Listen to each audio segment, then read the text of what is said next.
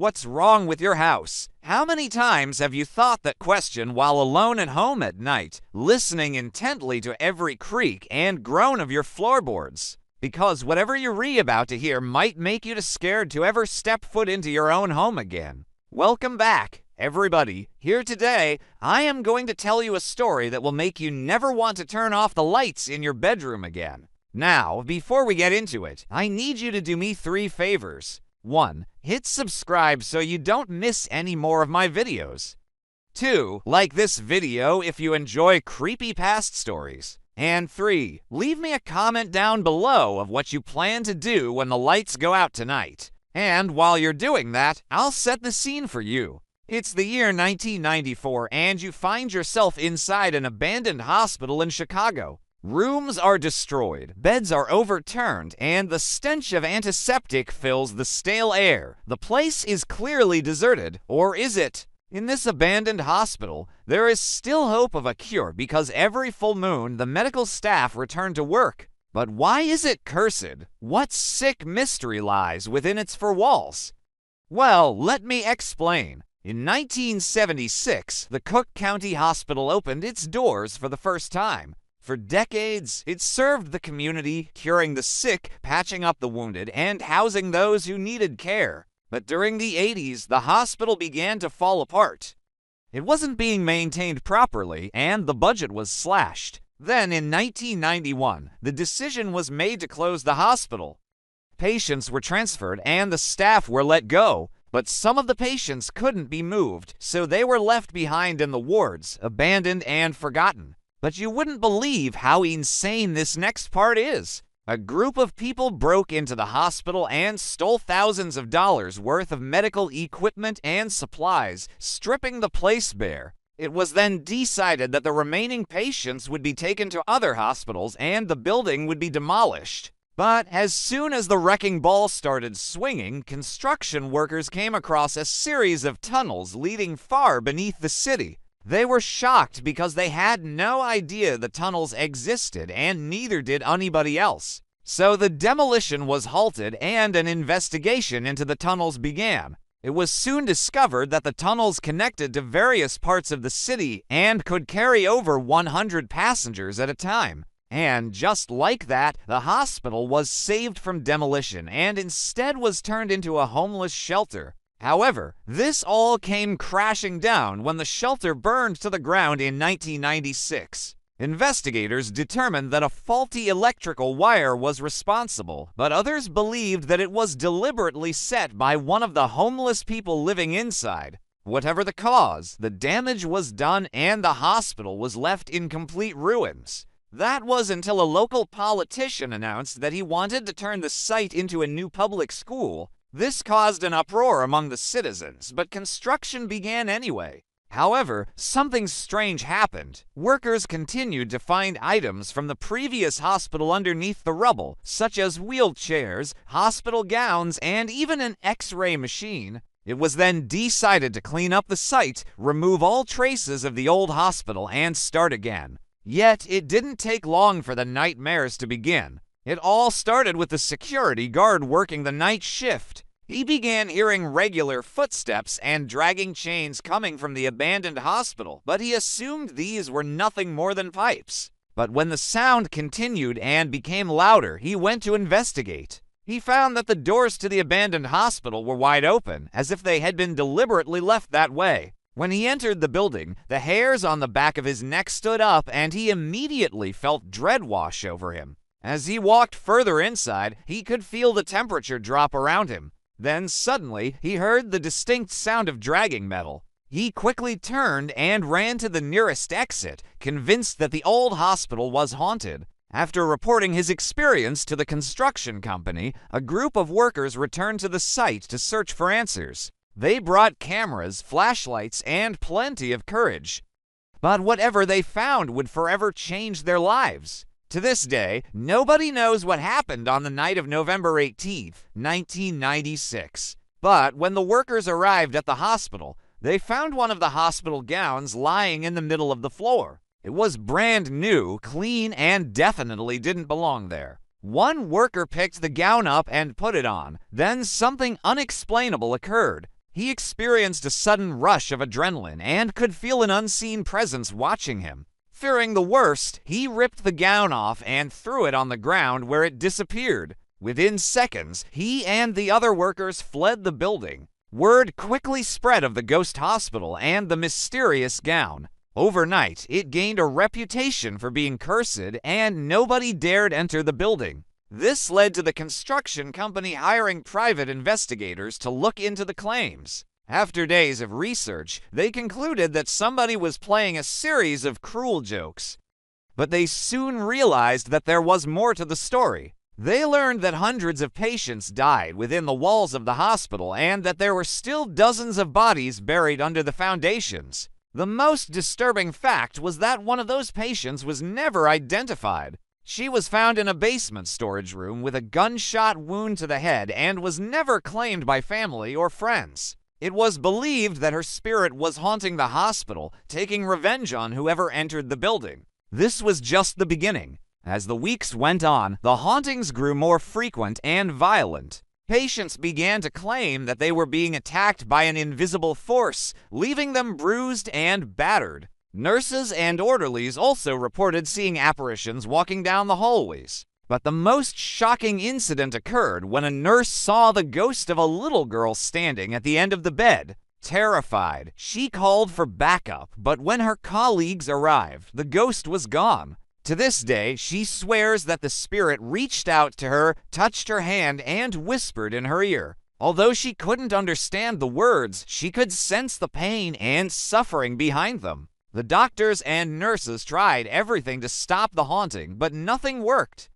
Soon, the entire hospital staff quit. Now the building is completely abandoned. And according to local legend, anyone who dares enter the hospital at night is never seen again. Some say that the hospital was built on a Native American burial ground and that's why the spirits are angry. Others say that the spirits are trapped inside the building and can't move on. But one thing is for sure, the ghost of the hospital is real. There have been countless paranormal investigations conducted at the hospital, but none have been able to capture the ghost on camera. The best evidence they have is the audio recordings of the footsteps and dragging chains. But what does it all mean? Are the ghosts of the hospital angry and looking for revenge? Or are they simply trapped inside the building and searching for peace? Only one person has ever claimed to speak with the ghosts of the hospital, and that's the nurse who saw the ghost of the little girl. She said that the ghosts are friendly and just want to be heard.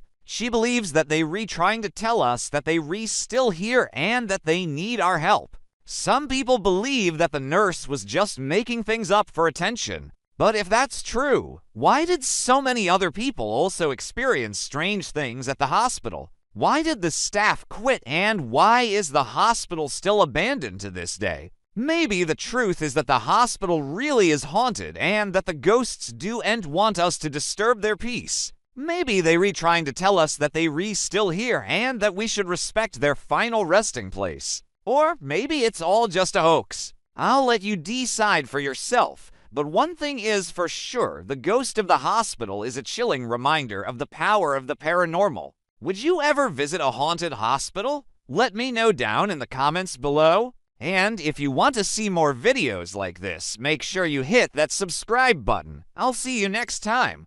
A chill wind howled outside. Rain lashed against the windows, whipping the branches of gnarled old trees into frenzied motion. Inside, a lone figure huddled beneath a threadbare blanket, his face obscured by the darkness. Or was there something dark peering back from the shadows? They called him the Black Monk of Pontefract, and he had a taste for blood. Welcome back, I'm here, and tonight we delve into the chilling tales that linger around the Black Monk of Pontefract. This legend is so terrifying that many have been driven mad merely hearing its retelling. Some say if you listen too closely, you might just hear his mournful cries echoing through the corridors of time. Ready to take a journey into the abyss of terror? If so, make sure to hit that subscribe button. Don't miss out on our most terrifying tales. And remember, if you hear the Black Monk's bell toll, beware, for death lingers close by. Now let's dive into the haunting lore. Our story begins in the unassuming town of Pontefract in the heart of England. The year was 1977 and the location, 30 East Drive. It seemed like just an average house, and yet behind its unassuming facade lurked a gateway to hell. A family, eager to start anew, moved right in without realizing the sinister secrets that lay dormant within those four walls. For the first few weeks, everything appeared normal. The children played, laughter echoed, and life unfolded much like any other suburban home. But then the subtle disturbances began, unexplainable occurrences that at first they dismissed as mere quirks of an old house. Water would materialize on the floor seemingly out of nowhere, as if an invisible tap had been left running. Lights flickered and dimmed, casting long dancing shadows that took on menacing shapes. Doors slammed shut with no discernible cause. Whispers slithered through the halls when no one else was there. These unsettling incidents escalated, each new event weaving a tapestry of terror that ensnared the family in its clutches. Then they saw him, the specter that haunted their nightmares, a shadowy figure standing in the corner of their vision. He appeared and disappeared at will, an ethereal specter that seemed to exist just beyond the realm of their perception. Sometimes he would materialize in doorways, momentarily silhouetted against the dim light before melting back into the gloom. Other times he would manifest as a fleeting shadow, gliding along the walls like a wraith. This elusive being was not merely a figment of their imagination. Witnesses described him consistently, a dark, hooded figure with an elongated face devoid of any features, as though the personhood had been intentionally erased from existence. Hence the locals started calling him the Faceless Monk. As the days passed, the haunting intensified. Furniture was overturned as if an invisible hand had brushed against it, sending it crashing to the ground. Heavy objects moved with inexplicable force, striking victims who dared to tread in these male-dominated spaces. The temperature would plummet without warning, turning the very air frigid as if a blast of winter had been ushered into the room. The family was trapped in their own personal hell, stalked by an entity they could neither see nor comprehend. But the Black Monk was not content with merely terrifying them. He wanted more. He wanted to hurt them, to mar their existence with pain and suffering. His sights were set on the youngest daughter, Diane, a child whose innocence was about to be brutally shattered. Diane began to experience terrifying events firsthand.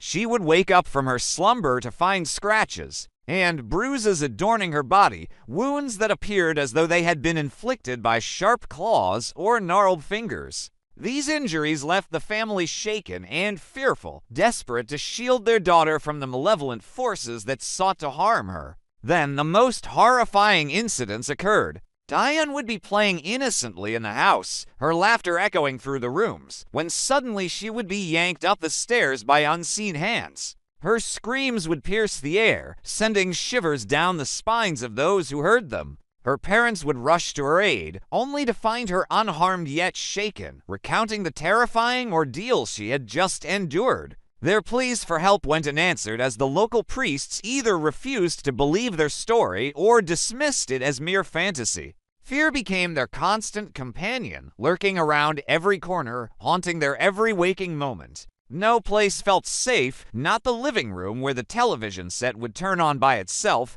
tuned to a static snow, nor the kitchen where dishes rattled in the cupboards like a macabre orchestra. Even in their beds, they were not safe as the sheets would mysteriously pull tight around them, mimicking a suffocating embrace. Desperate for assistance, the family reached out to priests who attempted to banish the ghost. Religious artifacts were brought into the house, holy water sprinkled, and prayers chanted. But the Black Monk was not so easily deterred. The haunting continued unabated, growing even more intense as if the spirit was enraged by the intrusion. The priests themselves became targets, experiencing physical manifestations and even verbal taunts from the unseen entity. Some claimed to hear disembodied voices whispering blasphemy, desecrating the sanctity of the rituals meant to protect them. Yet the family's plight did not end there. As word spread of the haunting, curious onlookers and thrill-seekers began visiting the house, eager to catch a glimpse of the infamous Black Monk. But they, too, became victims of the supernatural wrath. As they stepped across the threshold, they were attacked, scratched, bitten, thrown to the ground. The line between visitor and victim blurred, leaving no one safe from the malevolent forces at play. Even today, the tale of the Black Monk continues to send chills down the spines of those who dare to listen. The house at 30 East Drive stands as a grim reminder of the horrors that unfolded within its walls. And many believe that the ghost still lingers, waiting to claim new victims. Now let's delve deeper into the essence of the Black Monk haunting, exploring the factors that contributed to this chilling case. First, the historical context surrounding the house played a significant role in shaping the narrative. Built in 1862, the house had witnessed over a century of lives lived and lost, carrying with it the weight of countless stories. Some believe that the Black Monk was once a friar who met a gruesome end at the hands of angry townspeople. Others claim he is a malevolent spirit that has resided in the house since its construction, preying on the inhabitants. Regardless of his origins, the house became a vessel for his tormented soul. Next, the reluctance of the clergy added another layer of complexity to the haunting. Initially, the priests refused to believe the family's accounts, dismissing them as figments of their imagination or even temptations from the devil himself. This skepticism not only isolated the family, but also allowed the haunting to intensify unchecked. It was as if the church's disbelief provided the ghost with more power, emboldening him to wreak havoc with renewed vigor. The family's isolation also stemmed from the reactions of their neighbors. Fearful of becoming entangled in the supernatural drama, many refused to enter the house or even speak to its residents. This ostracized the family,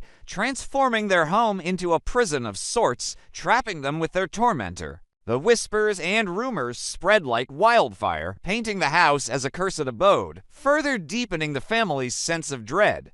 Furthermore, the ambiguity surrounding the ghost's identity added an element of mystery and terror to the haunting. The fact that no one knew who the Black Monk was or why he was tormenting them made him all the more frightening. He was an unknown entity with an unknown agenda, lurking in the shadows, manipulating their reality according to his own inscrutable design. This uncertainty amplified their fears, turning every creak of the house, every flicker of the lights into a potential encounter with the unknown. Finally, the persistence of the haunting is perhaps the most unsettling aspect of the entire tale. Even after the family left the house, the haunting continued, suggesting that the Black Monk was not attached to them specifically, but rather to the house itself. It became one of the most feared homes in the area, with many believing it to be one of the most haunted places in the world. The legend lives on, serving as a chilling reminder of the unseen forces that may lurk within the confines of our own homes.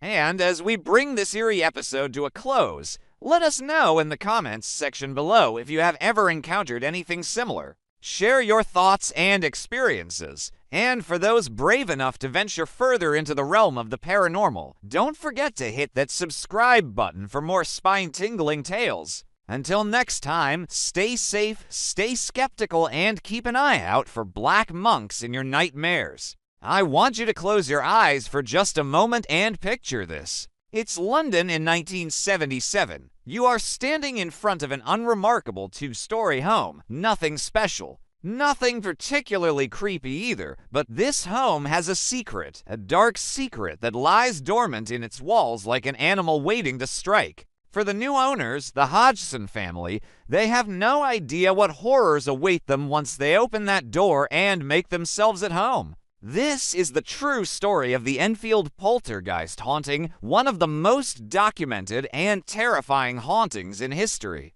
In the beginning, it looked like just another normal suburban home. Sure, there were some strange drafts and sounds here and there, but that's to be expected when you live in an old house. There was even a friendly ghost that made regular appearances, shaking beds and saying hello. For the Hodgson family, it was just a quirky part of living in an old house. They didn't think much of it. But soon, the innocent ghost would grow claws and teeth and turn into a malicious poltergeist, tormenting the Hodgson family for over a year and a half. It all started when the Hodgsons moved in. That's right. The very presence of the new owners triggered the evil lurking in the house, and they had no idea. The drama began on Christmas Eve. Mrs. Hodgson was decorating the living room tree while her daughters, 11-year-old Janet and 10-year-old Margaret, were playing with a Ouija board. Soon, Margaret began laughing hysterically, screaming that the planchette, the thing you move around the board with, was moving by itself. Then, suddenly, without warning, the girl's wardrobe, which had been pushed against the wall, slid across the room by itself and crashed to the ground. Mrs. Hodges went over to push it back where it belonged, but the wardrobe shot forward and slammed into her, nearly knocking her down. And that's when she realized something was seriously wrong. The next morning, Mrs. Hodges told her husband about what had happened, but he just laughed it off. After all, how could a wardrobe just move by itself? He put it down to faulty eyesight, but that evening, the wardrobe moved again. Mr. Hodges watched in disbelief as it slid across the room towards his wife and daughters. He was scared, but so was Janet. "Get out!" she cried, screaming for her mother. The wardrobe stopped dead in its tracks. Then something incredible happened. It began to shake violently, rattling the room like an earthquake. Then, incredibly, it began to move backward, inching towards the corner of the room. Afterwards, it sat motionless, silent, like nothing had happened at all. Was it a trick of the light? An earthquake? No, because soon the wardrobe moved again, this time colliding with a chest of drawers. And it kept moving until the chest of drawers fell over. Mrs. Hodges was shocked. She couldn't explain it. It was as if an invisible force was trying to push the furniture into the corner of the room. At first, the activity was limited to the wardrobe and the furniture, but soon it spread to other parts of the house. Loud knocks echoed through the walls. Toys flew across the room. Sometimes at night, Mrs. Hodgson would wake up to find scratches on her face or neck. She didn't even sleep with a knife or a fork at the bedside table, but somehow each morning she would wake up to find cuts on her skin. Then there was the whispering. At night, in the darkness, she would hear whispers drifting past her ear. She couldn't make out the words, only the tone. It was sinister, evil. And then, worst of all, there was Janet. She began to change. Her body twisted at night in unnatural ways. Her fingers would curl into claws. Her fingernails would break and bleed. And one night, Mrs. Hodges woke up to find her daughter's entire body covered in bruises and scratches. But the most disturbing thing was her voice. It deepened into a low growl, not her own. One night, Mrs. Hodgson woke up to find herself shaking in fear. And as she looked over at her daughter, she heard a voice speak through Janet's lips. "Why don't you get out?" Mrs. Hodgson screamed in terror. Then the voice continued, "This is my house. Get out." It was clear that whatever was haunting the Hodgsons was not a spirit, but something darker, a demon, and it wanted the family gone. Mrs. Hodgson knew she had to do something, so she called the police. That night, an officer stayed over to watch the house for paranormal activity, and they got more than they bargained for. As the night wore on, objects began to move, shaking the house. And when the officer walked through the house to check for intruders, she swears she saw a chair move across the floor on its own. As she reached out to touch it, it vanished. By the end of the night, she had seen enough. The house was clearly haunted, but by what? As the weeks passed, things only got worse. One night, the local priest was called in to bless the house and perform an exorcism. But as he prayed over Janet, something incredible happened. She began to levitate, floating in mid-air inches above the bed. In terror, she screamed for help, but no one could reach her. She was stuck between earth and sky, thrashing around until the priest ran out of the room, convinced that the demon had taken hold of the girl. Soon, the haunting made headlines. Journalists and investigators from all over the country came to see for themselves. And many of them witnessed Janet floating in her bed, screaming in terror. She was helpless, trapped in her own room as dark figures moved around her. Many investigators believed these were demons, but others believed they were spirits of children who had died in the house long ago. All we know is that they watched and tormented the Hodgson family for over a year and a half. On one occasion, the author of a local newspaper was sitting in a car outside the house with an officer when suddenly a large object shot through the window. Startled, the author ducked as the window shattered above him. But when he looked up, he saw nothing. The officer in the car with him, however, saw something and he wasn't afraid to speak up. "Good God," he said, "I thought I saw a black shadow shoot through the window." Later, another investigator recorded the sound of heavy footsteps pounding up the stairs. Then, heavy footsteps coming down the stairs followed by a loud crash. Another time, a journalist was examining the house for clues when he felt something brush against his leg. He turned and saw a black shadow darting around the corner. Another time, a photographer set up his tripod in the backyard and snapped a few photos when suddenly a rock was thrown at his head. It struck him on the arm and cut into his flesh. He needed stitches. Every day, the family grew weaker. Mrs. Hodges became so exhausted from fighting the constant onslaught of activity that she developed ulcers. The haunting was taking over their lives. Then finally, after 18 long months, the Hodgsons packed their belongings and fled. They left everything behind and never looked back. Today, the house still stands empty, silent, watching. Those who pass by at night swear they can still hear Janet's screams echoing from inside. So, why did this happen? What dark secret was hidden in the walls? We may never know. But what we do know is that the Hodgson family was not the first to experience demonic activity in the home. One former resident, Helen Acton Smith, was interviewed about her experiences in the house. According to Helen, the house was filled with demonic energy. One day she was ironing when she heard footsteps in the attic above her head. She dropped her iron in shock as she watched a rocking horse move across the attic floor on its own. Then out of the corner of her eye, she saw a pair of legs walking down the stairs. Another time, she was reading in bed when a book flew through the air and landed on her chest. Then, as she sat there in shock, she felt a cold hand brush across her neck. Another time, she was sitting in the kitchen when a plate flew through the air and hit her in the head. Then, as she lay on the floor in pain, she saw the silhouette of a girl in a Victorian nightgown walking through the wall. And last but not least, she saw the ghost of a man who died in the house in 1923. He appeared to her in a vision and warned her not to move into the house.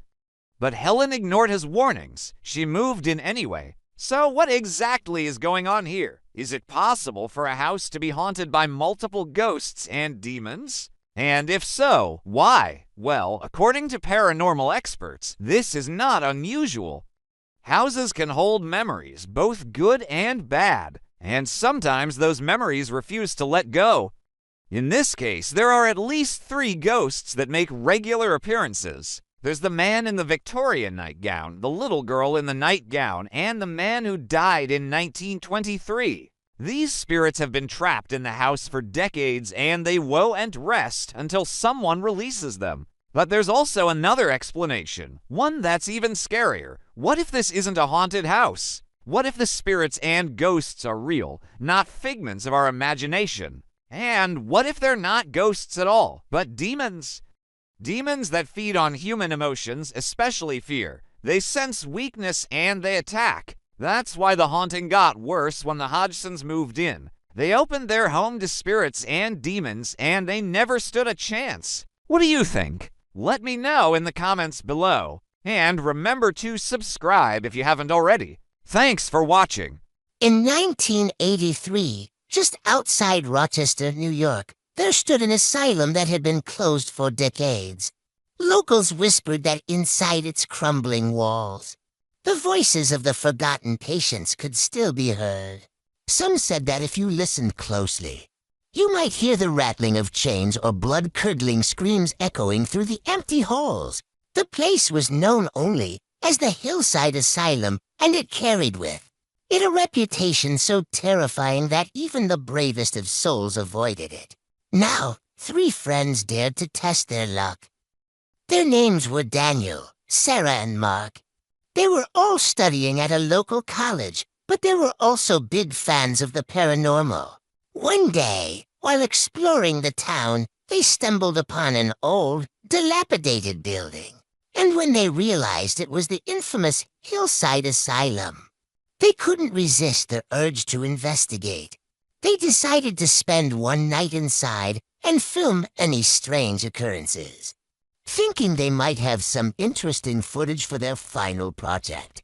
As darkness fell, they stepped into the asylum, each carrying a camcorder. Their batteries fully charged and ready to capture anything out of the ordinary. The building was eerily silent. Dust motes danced in the fading light filtering through grimy windows, illuminating rows upon rows of rusted hospital beds, each seemingly whispering tales of pain and suffering. As they ventured deeper into the labyrinth of the building, the silence became their most unsettling companion.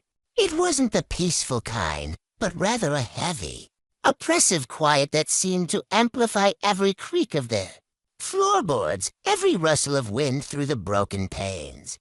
They explored abandoned laboratories filled with archaic medical equipment, their cold metal surfaces gleaming under their flashlights like ghostly teeth. In one room, they found an old wheelchair, its leather seat cracked and stained. Another room held a straitjacket hanging limply from a rusty hook, a stark reminder of the asylum's more brutal practices. And then, just as the clock tower chimed midnight, signaling the darkest hour, they heard it, a faint whisper that seemed to slither through the very walls of the asylum. "Why are you here?" The voice was raspy, like the sound of autumn leaves skittering across pavement, yet it sent chills down their spines. Sarah froze, her hand flying to her mouth. "Did you guys hear that?" She whispered, her voice barely audible above the pounding of her heart.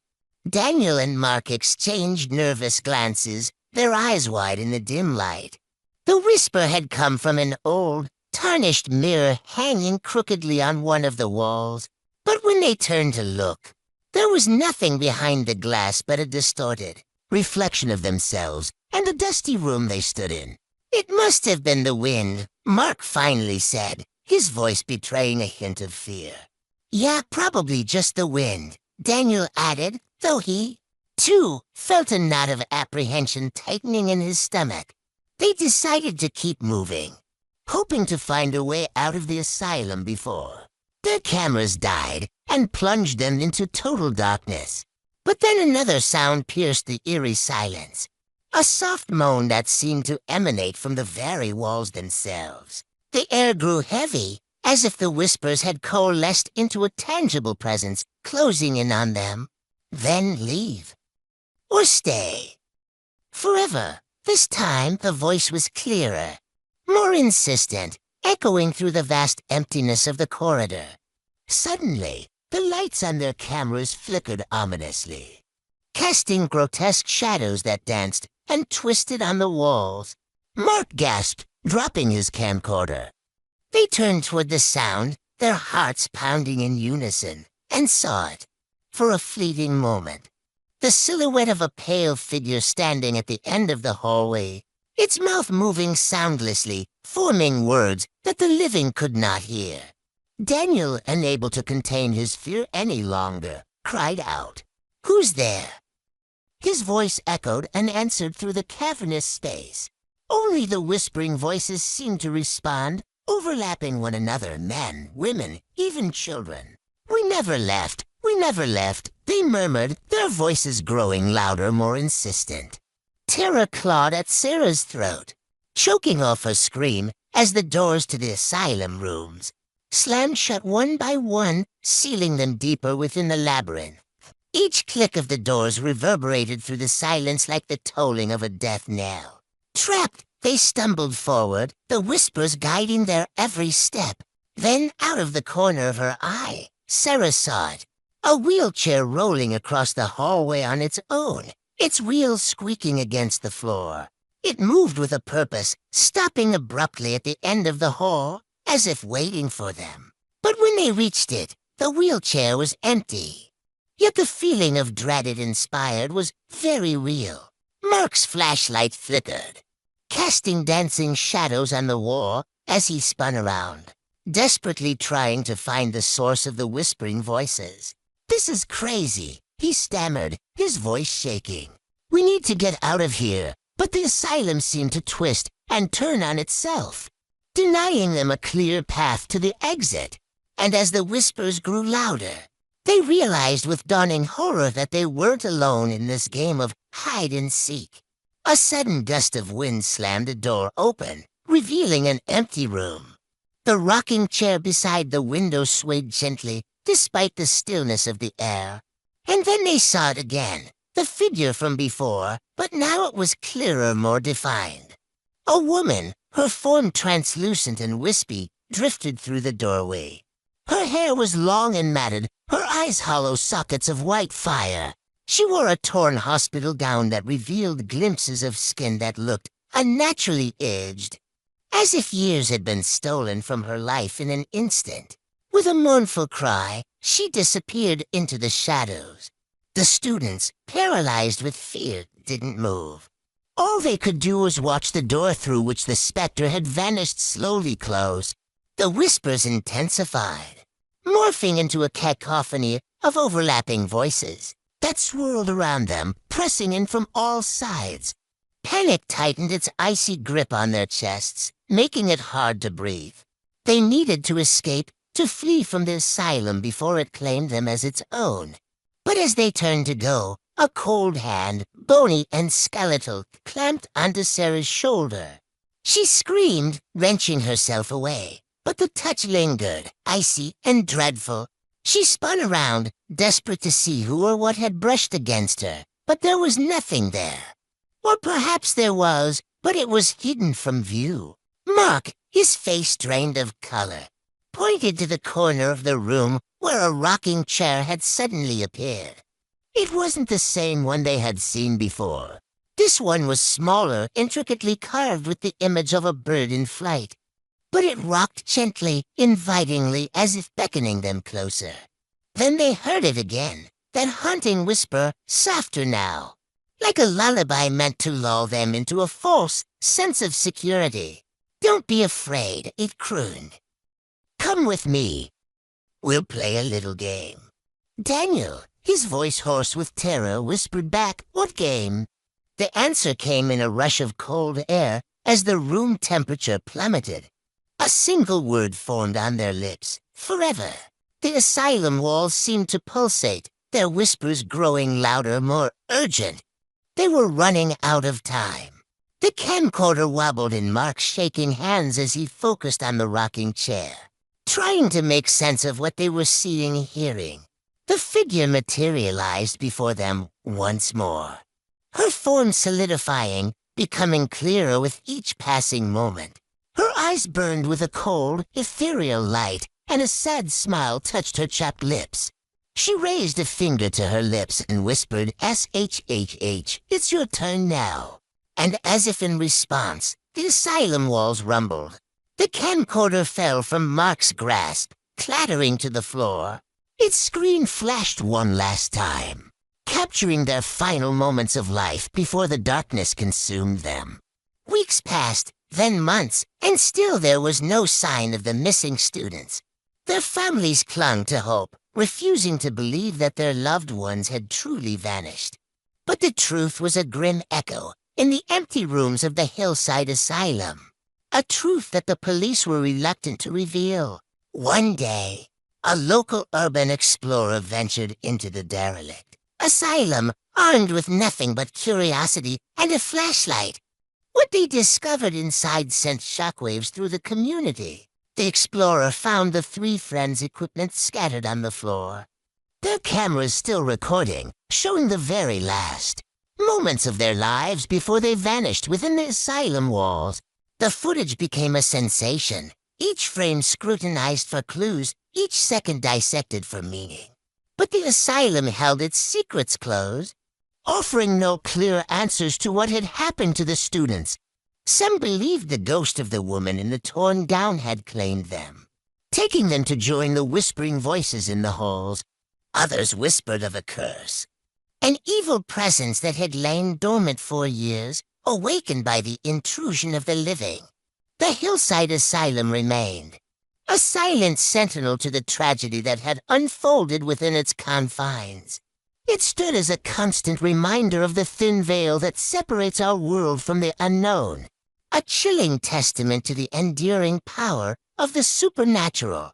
In the fall of 1998, a young couple named Mark and Helen were looking for a cheap place to live outside of Richmond, Virginia. They found their answer in Amelia County, a small, secluded farmhouse on Black Hollow Road. Tucked away deep in the woods, the home was old, worn, and rather creepy. Still, the rent was low, the location remote. For a young, struggling couple, it was perfect.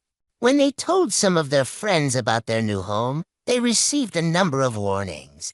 Apparently, the locals knew the home's history and none of it good. But the couple brushed it off, thinking it just an old house with an old reputation. How old? We'll tell you shortly. The first few nights were filled with nothing but peace and quiet, which is exactly what they'd been looking for. But by the third night, they were less excited about the home's reputation. See, the night before, Helen had woken up at exactly 2:37 a.m. to what sounded like a knock on the wall. Of course, she woke Mark, who was right beside her in bed. But when he listened, he heard nothing. "Go back to sleep," he said. But it happened again that night, and the next, always at 2:37 a.m. Each time the sound seemed to come from within the walls themselves. They tried to ignore it, but it was unnerving. And if that wasn't enough, then the whispers began. Helen heard them coming down the hallway, voices too low to make out any words. Yet when she got up to investigate, the sound stopped. But then it started again. Only this time it sounded like it was coming from behind her. She ran back to Mark in their bedroom, tears streaming down her face. "I don't want to stay here," she cried. He understood. He didn't want her to be scared. So he agreed they should move. But once they looked at their lease, they realized they couldn't get out without paying a hefty fee. So they tried to push through. Helen told herself it was probably just an old house, settling, or maybe a mouse running around inside the walls. But each day her fear grew. That was until one morning when she woke up and stepped into the kitchen. She gasped. All over the kitchen floor were muddy footprints. They were clearly bare and far too small to have belonged to either Mark or herself. The tracks appeared to lead from the front door, across the kitchen, and then to a corner where they abruptly ended. What was really weird is that no doors or windows had been opened. There was no way anyone or anything could have gotten in or out. The couple checked everywhere, but found nothing else amiss. That night, their dog began barking incessantly at the exact corner where the footprints had stopped. Mark and Helen sat in the bedroom, too afraid to come out. They heard the dog growling and shaking like never before. They thought it was going to break free from its chain and run into the kitchen. But suddenly, everything went silent. The dog, the hallway, even their house. They remained like that for hours, frozen in terror, listening intently. Then slowly, cautiously, they crept out into the kitchen, but saw nothing. At that point, they decided to call a local priest. He'd heard about the home and apparently knew its history. Before he entered the house, he turned to them and said, "Whatever you do, don't open that back door." Mark and Helen agreed, but couldn't help but wonder why. The priest stepped into the house and walked straight down the hallway. Then, after a long pause, he turned and left without saying a word. They asked him what was wrong, but he wouldn't say. In fact, he refused to enter the house again. Mark and Helen were left confused, frightened, but perhaps most of all disappointed. They thought the priest would bless the home, rid it of whatever evil may dwell within. Now, not only did they feel helpless against the entity haunting their home, but they had no answers. They tried to carry on, but it was difficult. Helen couldn't shake the feeling that someone or something was always watching her, that they were being stalked. Her anxiety built. The whispers in the hallway grew louder, the footsteps more frequent. And then, as if it weren't enough, Helen began experiencing sleepwalking episodes. She never remembered these incidents, but Mark would often wake up in the night to find her missing. He'd go out looking for her and would find his wife standing in the dark woods surrounding their home, lost in a trance-like state. Sometimes he would hear her speaking, but in a voice that wasn't hers, saying things that made no sense. One night, Mark got up to use the bathroom. As he walked past his wife's sleeping form, he swore he heard her whisper, "He's in the walls. He wants her back." Mark didn't know what to make of it, but couldn't shake the feeling that the home's previous owner was somehow involved. To find out if he was right, he did some research. He learned that the home had originally belonged to a man named Thomas Jefferson Hill. In 1912, he and his wife had lived in the house with their 7-year-old daughter, Mary. The family was well-liked in town. Thomas worked as a school teacher and Mary as a seamstress. They were active members of the community and generally happy. But then, without warning, tragedy struck. Mary fell ill and soon died. Her parents grieved for their only child, but slowly began to recover. Then, 1 year later, both Thomas and his wife passed away as well. Their deaths were sudden and unexpected, leaving the home abandoned. Mark felt like he finally had an answer, that the ghost of Mary Hill was haunting their home. But then he read the news clippings detailing the family's deaths. The Hills hadn't died in their home. In fact, they died at separate locations due to separate causes. Thomas had suffered a fatal heart attack while visiting relatives in St. Louis. His wife had died in their home, but only from a self-administered morphine overdose. She had no apparent pain or illness, leading many to believe she simply took her own life. And what was the cause of that? Well, the only thing they could think of was Mary's death the previous year. But that was just a theory. Nothing concrete ever surfaced, and so the mystery remained. Was the house haunted by the ghosts of Mary, her mother, or even her father? Or was something more sinister lurking within those four walls? Sadly, we may never know. That brings us back to Mark and Helen. Armed with the knowledge of the home's tragic history, Mark decided to set up a camera in the hallway. This was the spot where Helen had heard the whispers and where he'd found the strange footprints. He set up the camera, hid in the bedroom, and waited. Just before 2:37 a.m., he heard a knock. The camera rolled. At first, the footage showed nothing, but as it continued, a pale figure emerged from the shadows. The figure was hunched over, almost like an old woman. She wore what appeared to be a tattered white dress and seemed to be floating rather than walking. What made the image even more horrifying is that she had no face, no eyes. Mark watched as the figure floated down the hallway and stopped. It turned its head and stared directly into the camera lens. Then it vanished. Things rapidly went downhill from there. Helen became increasingly terrified. She refused to spend another night in the house. They packed their things and fled in the middle of the night. They didn't even stop to get their cat, which they eventually had to leave behind. Today the house remains vacant, mostly because no one can stay there longer than a week. And every night at exactly 2:37 a.m., something knocks. Now, what do you think is haunting the farmhouse on Black Hollow Road? Let us know your thoughts in the comments below. And as always, thanks for watching. Be sure to hit that subscribe button to join us for more terrifying tales.